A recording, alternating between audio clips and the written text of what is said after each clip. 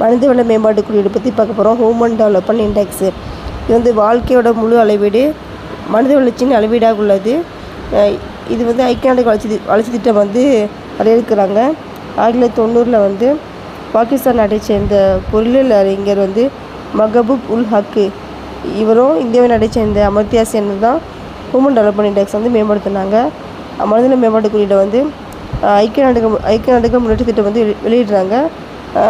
HTA என்பது பார்த்திங்கன்னா 3 இது அடிப்படையாக கொண்டது. மனிதனோட 3 இது அடிப்படையாக கொண்டது.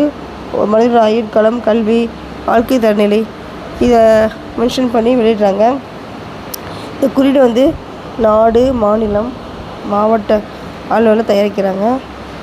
இது வந்து அரசாங்கத்திற்கு மக்களோட வாழ்க்கை தரத்தை கண்டதற்கு இந்த ஹியூமன் டெவலப்மெண்ட் இண்டெக்ஸ் வந்து யூஸ்ஃபுல்லாக இருக்குது. இது வந்து வாழ்க்கை தரம், வறுமை ஒழிப்பு, நகரமயதல் இந்த 3 பரிமாணங்களை சேர்க்குறாங்க. அதனால் வந்து மனிதநல மேம்பாட்டு குறியீடு வந்து விரிவுபடுத்துகிறாங்க.